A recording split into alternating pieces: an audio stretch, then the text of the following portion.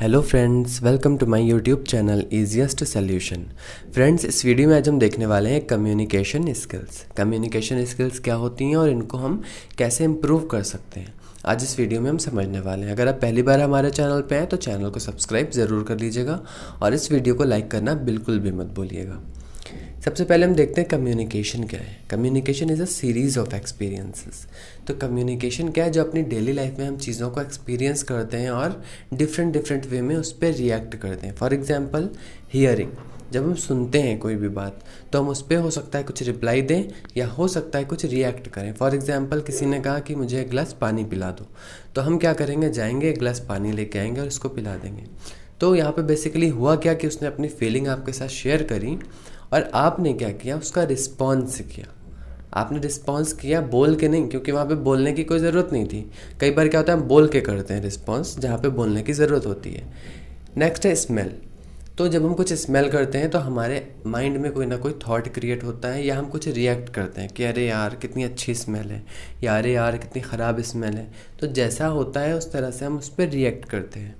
Seeing, कुछ भी देखने के बाद रिएक्ट करना। टेस्ट, कुछ भी टेस्ट करने के बाद रिएक्ट करना। टच, यानी टच के थ्रू अपनी फीलिंग को जाहिर करना। फॉर एग्जांपल कोई परेशान है तो हम उसके पीठ पे हाथ रख देते हैं, इसका मतलब परेशान मत हो, मैं तुम्हारे साथ हूँ। तो यहाँ पे हम अपनी फीलिंग्स उसके साथ शेयर कर रहे हैं, अपनी सिंपैथी हम उसके साथ क्या कर रहे हैं, एक्सप्रेस कर रहे हैं। तो ये सब डिफरेंट तरीके हैं कम्युनिकेशन के। Communication skills. Communication skills basically क्या है? Communication skills is the ability to use language and express information. तो कम्युनिकेशन स्किल्स बेसिकली क्या है कि आप किसी भी लैंग्वेज का यूज़ करके अपनी जो भी बात है उसको एक्सप्रेस कर पाएँ। ऐसा ज़रूरी नहीं है कि आप इंग्लिश में ही एक्सप्रेस करें। बहुत से लोग कम्युनिकेशन स्किल्स को इंग्लिश से जोड़ के देखते हैं, लेकिन ऐसा नहीं है।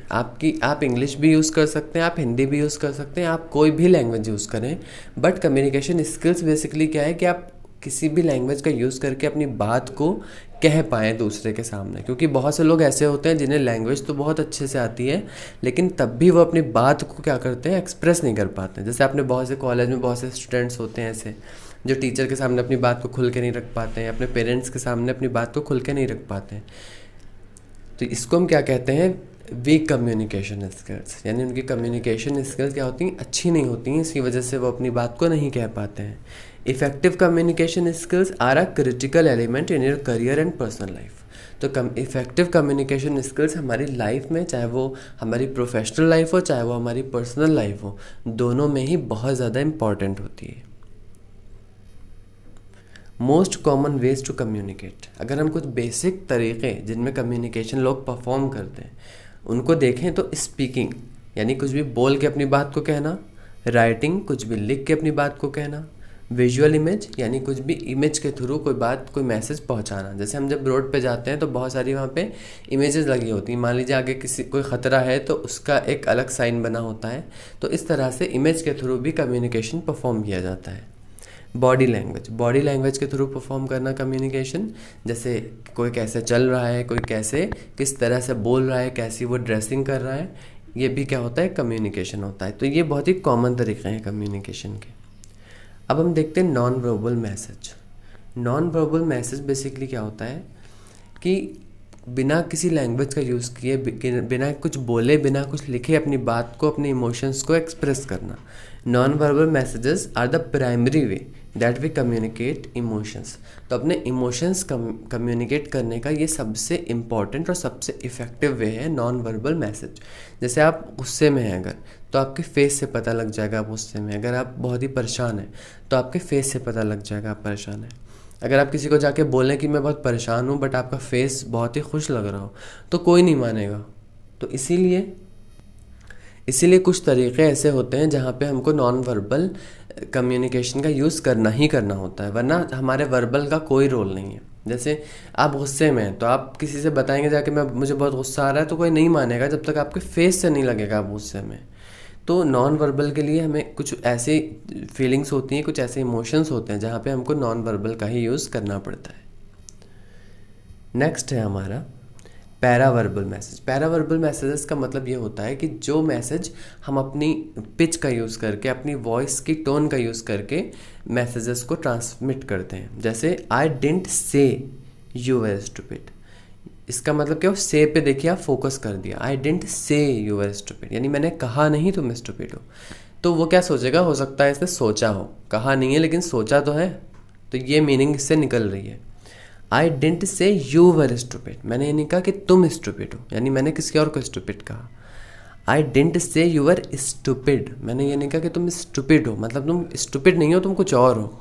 तो ये देखिए 3 सेम सेंटेंस हैं और अलग अलग मीनिंग निकल रही है। तो हमारी जो टोन है वो भी मैसेज को बहुत अफेक्ट करती है। तो हमको क्या करना है, अपनी टोन पर बहुत ही ध्यान रखना है, कहाँ पे किस टोन का यूज़ करना है। बहुत से लोगों को कोई अंदाज़ा ही नहीं रहता है कि कहाँ पे कैसी टोन यूज़ करनी है, तो वो कहना कुछ और चाहते हैं और मीनिंग जो है कुछ और निकल आती है। तो इस पर ध्यान देना है अगर आप चाहते हैं कि आपकी कम्युनिकेशन स्किल्स इम्प्रूव हो सके। नेक्स्ट है हमारा रिसीविंग मैसेजेस, यानी मैसेजेस को रिसीव करना। कोई पर्सन बोल रहा है तो हमको ध्यान से सुनना चाहिए अगर हम इफ़ेक्टिव कम्युनिकेशन करना चाहते हैं, क्योंकि हम जब ध्यान से सुनेंगे तभी हम उसका रिस्पॉन्स कर पाएंगे। फॉर एग्जांपल हम कुछ सुन ही नहीं रहे हैं ध्यान से किसी की बात को, तो हम उसको अच्छा रिप्लाई कैसे दे पाएंगे। तो हमारी कम्युनिकेशन स्किल्स क्या होंगी, वीक हो जाएंगी। इसलिए नहीं कि हम बोल नहीं सकते, बल्कि इसलिए कि हमने दूसरे की बात को सही से सुना ही नहीं, तो हम उस पर सही से रिप्लाई नहीं दे पाएंगे। Requires concentration and energy.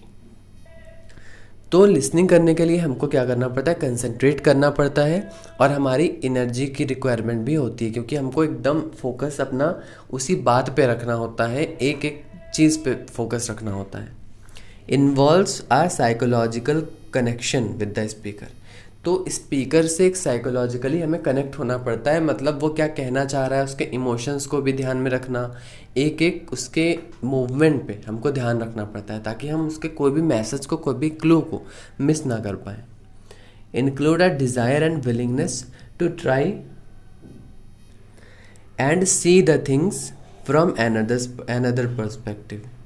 तो इसमें क्या होता है ना कि आपको ये सोचना है कि वो कहना क्या चाह रहा है। ऐसा नहीं है कि आप बस सुन लिया और डायरेक्ट समझ लिया मैसेज को कि वो क्या कह रहा है, बल्कि उसके पर्सपेक्टिव यानी उसकी जगह पे जाके आपको इमेजिन करना है कि वो कैसा क्या कहना चाह रहा है एक्चुअल में।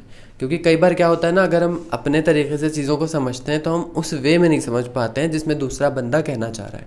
क्योंकि कई बार दूसरों मैसेज तो वर्ड्स तो सेम होते हैं, लेकिन बात की जो मीनिंग है एक्चुअल वो अलग होती है। तो वो हमको तभी पता लगेगी जब हम उसकी जगह पे जाके उसको इमेजिन करेंगे। Require that we suspend judgment and evaluation. तो हमको जज नहीं करना है हर एक एक बात पे किसी को, और हर बात पे इवैल्यूएट नहीं करना है। मतलब किसी ने कुछ बोल दिया तो हम जज कर रहे हैं, अरे इसने क्या कह दिया, ये इसने कैसे कह दिया। तो एक एक बात पे, एक एक वर्ड पे किसी को जज नहीं करना है। तो ये होती है इफेक्टिव लिसनिंग स्किल्स, जो कि एक कम्युनिकेशन स्किल्स को इम्प्रूव करने के लिए बहुत ही इंपॉर्टेंट रोल प्ले करती है।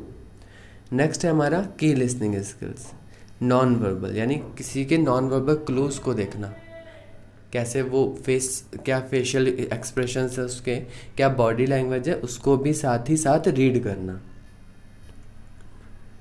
Verbal, paying attention to the words and feelings that are being expressed. तो नॉन वर्बल पे भी ध्यान देना होता है और वर्बल पे भी ध्यान देना होता है अपनी लिसनिंग को इम्प्रूव करने के लिए।